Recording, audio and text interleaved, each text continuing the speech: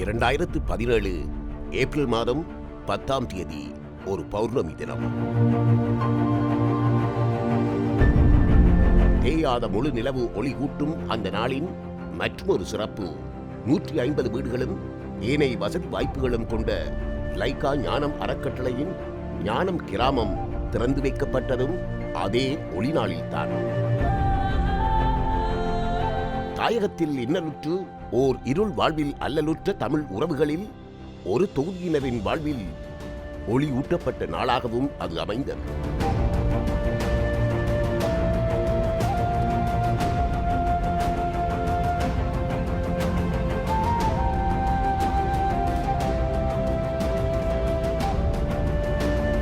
இன்னலுற்ற மக்களின் மனமகிழ்ச்சியாய் கொடிகள் அசைகின்றன.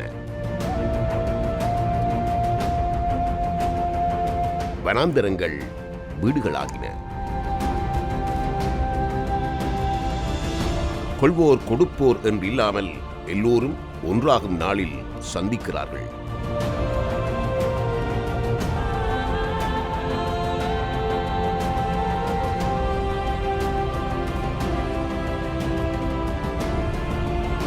லைகா ஞானம் அறக்கட்டளை எம் உறவுகளுக்காய் கிராமம் ஒன்றை கையளிக்கும் விழாவில் மக்கள் தரும் வரவேற்பு.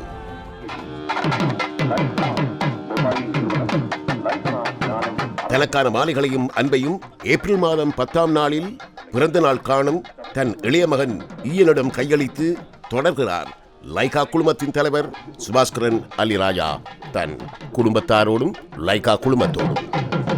எம் இனத்தின் வாழ்வும் வளமும் இன்பமாய் பொங்கி வெண்பாலாய் வழியெட்டும் என மரபு ரீதியாக வாழ்த்தும் பொங்கலில் பொங்கல் அரிசி இடுகிறார்கள்.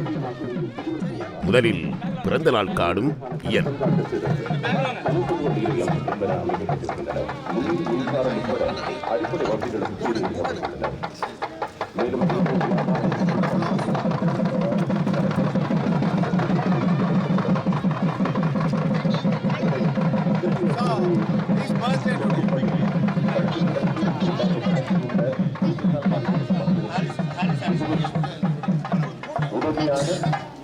ஞானம் அறக்கட்டளையின் இணைத் தலைவரும் லைகா ஹெல்த்தின் தலைவருமான திருமதி பிரேமா சுபாஸ்கரன், ஞானம் அறக்கட்டளையின் தலைவர் திருமதி ஞானாம்பிகை அலிராஜா அவர்கள், லைகா குழுமத்தின் பிரதி தலைவர் பிரேம் ஸ்வசாமி, பிரித்தானிய நாடாளுமன்ற உறுப்பினர் ஜேம்ஸ் பெரி, பிரித்தானிய நாடாளுமன்ற உறுப்பினர் கீத் வாஸ், விளையாட்டுத்துறை பிரதி அமைச்சர் HMM ஹாரிஸ், இவர்களோடு லைகா குழுமத்தின் பிரதமர் நிறைவேற்று அதிகாரி ஜெயசீலன், எதிர்க்கட்சித் தலைவர் இரா சம்பந்தன், மலேசிய செனட் சபையின் தலைவர் செனசி விக்னேஸ்வரன், நாடாளுமன்ற உறுப்பினர்களான மாவி சேனாதிராஜா, செல்வம் அடைக்கலநாதன், MA சுமந்திரன், சுதந்திர கட்சி நாடாளுமன்ற உறுப்பினர் காதர் மஸ்தான், வவுனியா மாவட்ட அரசாங்க அதிபர் ரோகண புஷ்பகுமார், லைகா குழுமத்தின் சர்வதேச வாணிப திட்டமிடல் அதிகாரி ராஜ்சங்க பாலசிங்கம் மற்றும் லைகா ஞானம் அறக்கட்டளையின் இலங்கைக்கான தேசிய இணைப்பாளர் அரவிந்தன் சுப்பிரமணியம் ஆகியோரும் பொங்கலிட்டு விழாவை ஆரம்பித்து வைத்தனர்.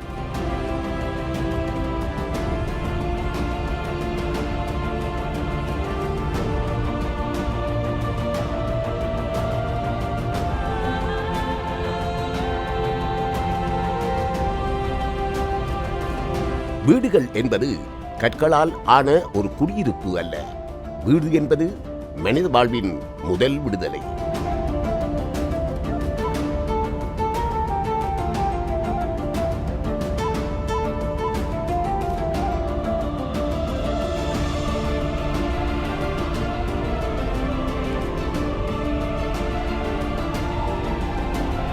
வெளி உலக கட்டுகள் நீங்கி இதோ இந்த பறவைகள் போல கட்டுக்களில் இருந்து விட்டு விடுதலையாகி வாழுமிடம் வீடு.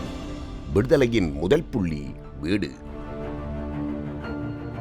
இந்த ஒளி நாளில் எம் தாயக உறவுகளில் ஒரு தொகுதியினருக்கான விடுதலையை அவர்களுக்கான வீடுகளாய் கையளித்திருக்கிறது லைகா ஞானம் அறக்கட்டளை.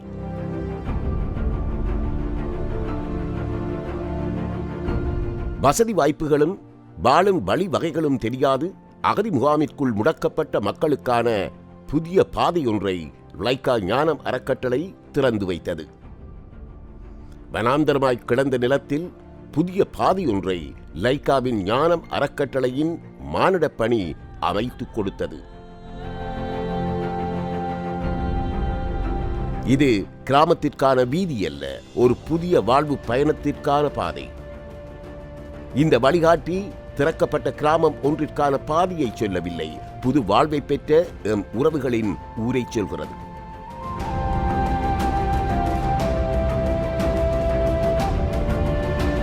எம்மவர்களுக்கு வழங்கப்பட்ட அந்த புத்தம் புது லைக்கா ஞானம் கிராமத்திற்குள் போவதற்கு முன்னர் அவர்கள் வாழ்ந்த பூந்தோட்டம் அகதி முகாமை மீண்டும் பார்க்க வேண்டும்.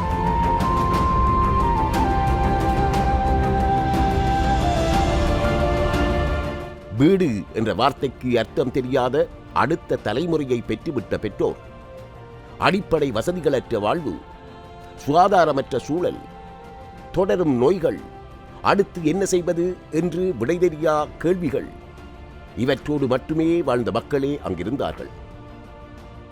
இன்றைய விழாவிற்கு வாழ்த்து தெரிவித்த வடமாகாண சுகாதார அமைச்சரும் முன்னாள் பூந்தோட்ட முகாம் வைத்தியராகவும் இருந்த சத்தியலிங்கம் அங்கு வாழ்ந்த மக்களின் வாழ்வு பற்றி சொன்ன வார்த்தைகள். நான் ஒரு வைத்தியராக 96ஆம் ஆண்டு வவுனியாவுக்கு வந்தபோது ஏற்கனவே இந்த பூந்தோட்ட முகாம் நிறைய சுகாதார சீர்கேடுகளோடு இயங்கி கொண்டிருந்த ஒரு முகாம். அந்த முகாமுக்கு பொறுப்பாக இருந்த வைத்தியர் என்ற முறையில் அந்த முகாமில் இருந்த மக்கள் பட்ட கஷ்டம் எனக்கு தெரியும். அவர்கள் இப்போ கிட்டத்தட்ட ஒரு செமி பெர்மனண்டாக அரை நிரந்தர கட்டடமாக அமைக்கப்பட்ட அந்த முகாம் ஒன்று முற்றுமுழுதாக அழிந்த நிலையிலேயும் அவர்கள் போக வழி இல்லாமல் அந்த முகாம் வாழ்க்கையை 25 வருடங்களுக்கு மேலாக 2வது தலைமுறையும் அந்த முகாமில் முகாம் வாழ்க்கையை வாழ்ந்து கொண்டிருக்கணும்.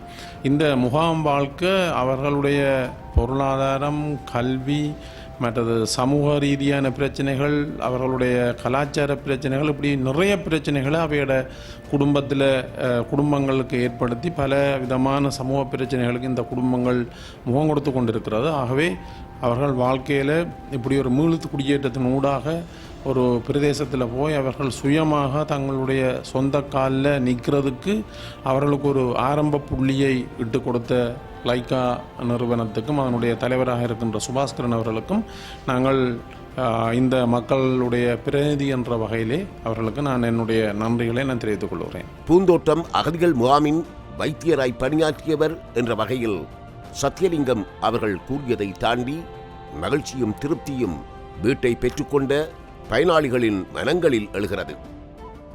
வீடுகளை விழாவென்று பெறுவதற்கு முன்னர் முதல் நாளான 9ஆம் தேதியை நல்ல நாள் என்று பால்காட்சிய தாயொருத்தி பேசுகிறாள். நாங்கள் இந்த கிராமத்தில் 2006 வாழ்ந்து 2008ஆம் ஆண்டு இடம்பெயர்ந்து போய் 2009ஆம் ஆண்டு வந்து வேறு இடத்துல இருந்த நாங்கள் சின்னடமன் கிராமத்தில் பேருந்தும் திரும்ப இந்த வருஷம் இப்போ ஞானம் அறக்கட்டளை நிறுவனக்காரரால் இந்த வீடுகள் கட்டி அமைச்சு தரப்பட்டது. அந்த இதில் நாங்களும் ஒரு வீட்டில் எங்களுக்கும் பயனாக கிடைச்சது. அதில் நாங்கள் மிகவும் சந்தோஷப்படுறோம்.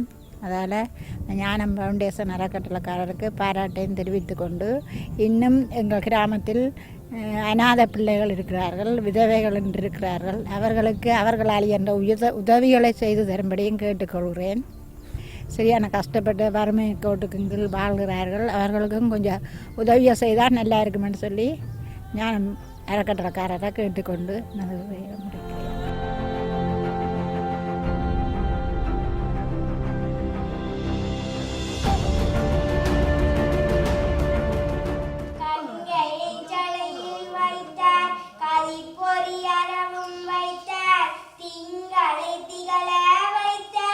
பிறந்த நாள் முதல் இன்று வரை தான் வாழ்ந்திராத புதிய வீடொன்று கிடைத்த மகிழ்ச்சியில் பொங்கலில் இவள் பாடுவது ஆண்டவனுக்காய் அல்ல, தன் ஆனந்தத்திற்காய்.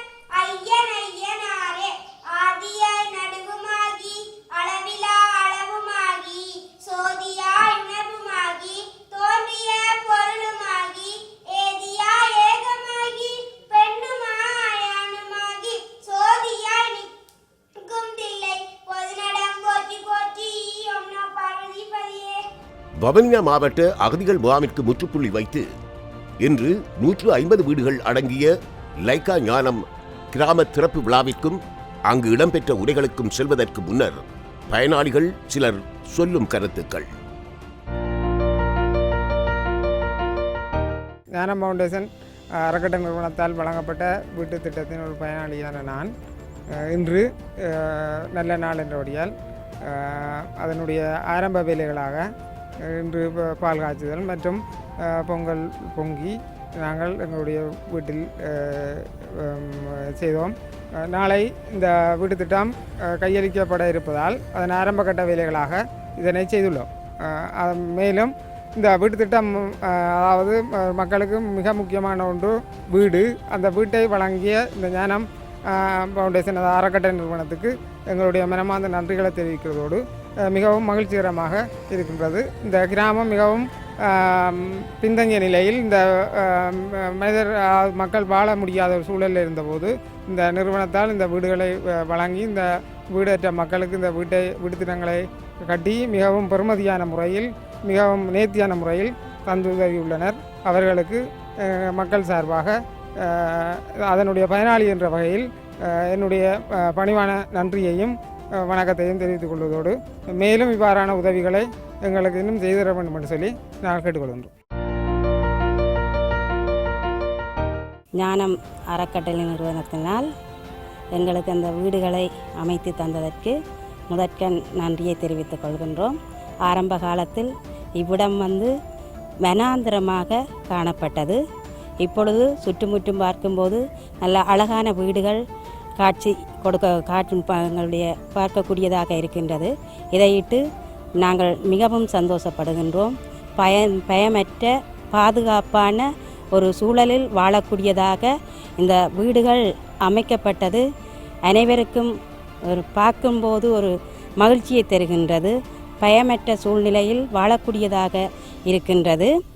மேன்மேலும் எங்களுக்கு இப்படியான உதவிகள் மக்களுக்கு வழங்க வேண்டும் என்பது கேட்டுக்கொள்வதுடன் இங்கு இருக்கின்ற மாணவர்களின் கல்வி மேம்பாட்டுக்காக இந்நிறுவனம் தொடர்ந்தும் அயராது உழைக்க வேண்டும், அதற்கு அவர்கள் முன்வர வேண்டும் என்று கேட்டுக்கொள்வதுடன் இன்று நாங்கள் இவ்விடத்தில் பாதுகாப்பாகவும் கொடிய விலங்குகளுக்கு பயமற்ற நிலையில் இந்த இவ்விடத்தில் இந்த நாளைக்கு இடம்பெறப் போகின்ற இந்த திறப்பு விழாவை முன்னிட்டு ஆரம்ப வேலைகளை செய்வதற்காக இவ்விடத்தில் துணிவுடன் கூடி நிற்கின்றோம்.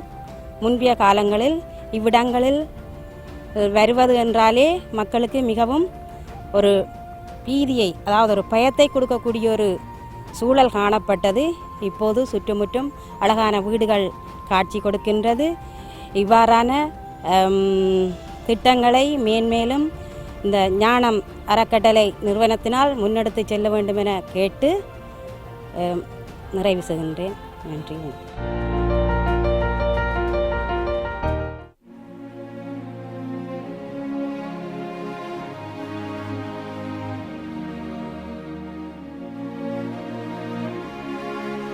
லைக்கா ஞானம் கிராம திறப்பு விழா, அங்கு ஆற்றப்பட்ட உரைகள் ஆகியவற்றை தருவதற்கிடையே சிறிய விளம்பர இடைவேளை.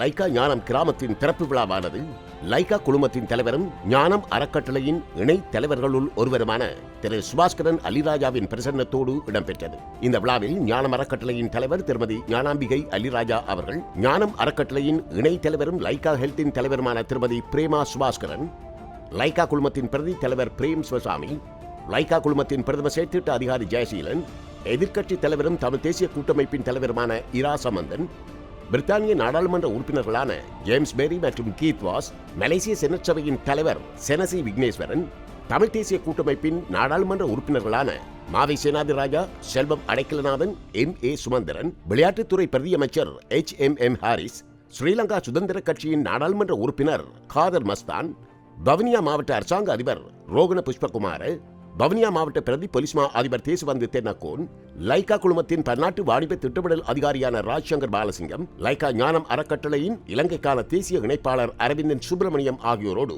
சமூக ஆர்வலர்கள், ஊடகவியலாளர்கள், நலன் விரும்பிகள் உட்பட பெரும் அளவிலானோர் பங்கேற்றிருந்தார்கள்.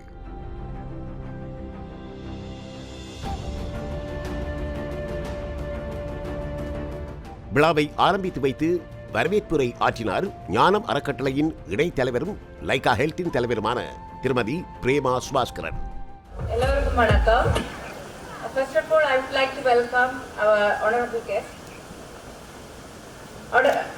Honorable Mr. Sambandhan, MP, Leader of the Opposition in Parliament, Honorable Mr. Vighneshwaran, President of the Senate of Malaysia, Honorable James Berry, MP, Member of British Parliament and Chair of All-Party Parliamentary Group for Tamils, Right Honorable Keith Walsh, MP, Member of British Parliament and Member of the Justice Select Committee, Honorable Mawai Senadiraja, MP, General Secretary and Deputy Leader of TNI, Honorable Mr. Sumandran, Deputy Leader of the TNI, Laika family, beneficiaries of Laika Nyanam village, brothers and sisters. We are delighted to welcome you all to this memorable and momentous occasion of declaring this Laika Nyanam village open. We are incredibly excited that you all have been able to join us today. Laika Nyanam கிராமத்தின் திறப்பு விழா மிகவும் முக்கியத்துவம் வாய்ந்ததும் 150 குடும்பங்களின் வாழ்க்கையில் ஒரு குறிப்பிடத்தக்க நிகழ்வாகவும் இருக்கக்கூடிய இந்த லைகா ஞானம் கிராமத்தினுடைய திறப்பு விழாவிற்கு உங்கள் அனைவரையும் வரவேற்பதில் பெருமகிழ்வடைகிறோம். ஞானம் அறக்கட்டளையானது நான், எனது கணவர் அலிராஜா சுபாஸ்கரன், எனது மாமியார் ஞானாம்பிகை அலிராஜா அவர்களால் 2010 ஸ்தாபிக்கப்பட்டது. 1.5 வருடங்களுக்கு முன் இந்த அடிக்கல் நாட்டில் ஆரம்பிக்கப்பட்ட இந்த முயற்சி இன்று நிறைவடைந்திருப்பதையிட்டு பெருமையுடன் கூடிய பெரும் திருப்தியும் அடைகின்றோம். 1989 உள்நாட்டில் இருந்து அமைதியற்ற நிலையிலிருந்து தப்பிக்க இலங்கையில் இருந்து நாம் புலம்பெயர்ந்து சென்றபோது என்றோ ஒரு நாள் ஒரு சமாதான சூழலில் நமது நாட்டிற்கு திரும்பி வர வேண்டும் என்ற கனவுடன் சென்றோம்.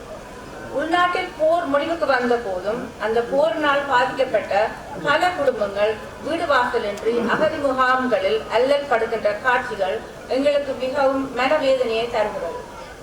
அந்த குடும்பங்களுக்கு ஏதோ ஒரு வகையில் உதவி செய்து மூல குடியேற்ற வேண்டும் என்ற எண்ணத்தில் உருவாகியதுதான் இந்த லைகா ஞானம் கிராம அபிவிருத்தி திட்டம்.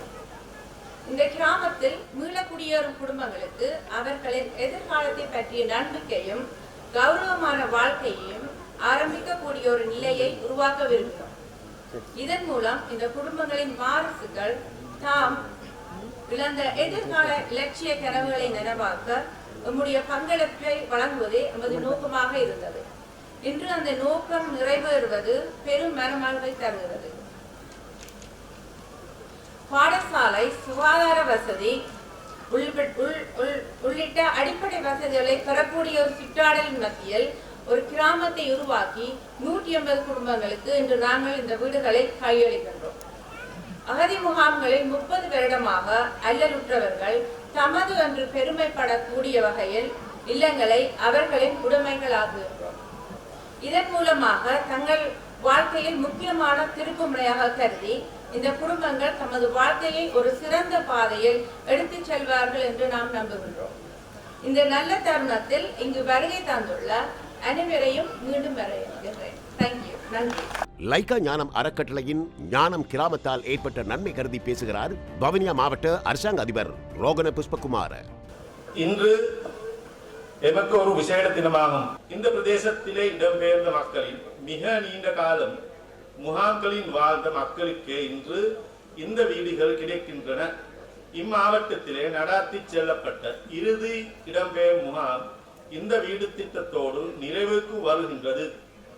மேலும் எமது மாவட்டத்திலே இடம்பெயர் முகாம் இல்லை என்பதை மிகவும் உறுதியாக இச்சந்தர்ப்பத்திலே கூற விரும்புகின்றேன். இந்த இடம்பெயர்ந்தோர் முகாம்களை மூடிவிட்ட கௌரவம் இந்த நட்பெரும் கர்மத்தை செய்த ஞானம் பவுண்டேஷன் உரிமையாளர்களுக்கே உரித்தாகும். ஆகவே இச்சந்தர்ப்பத்திலே வவுனியா மாவட்டத்தின் பிரதான அரசு அதிகாரி என்ற வகையில் ஞானம் பவுண்டேஷன் ஸ்தாபகர்களான ஞானம்பிகை அல்லிராசா அவர்களுக்கும் லைகா மொபைல் ஸ்தாபனத்தில் தலைவர் சுபாஸ்கரன் அல்லிராசா அவர்களுக்கும் பிரேமா அல்லிராசா அவர்களுக்கும் எனது மனமார்ந்த நன்றிகளை தெரிவித்துக் கொள்கிறேன்.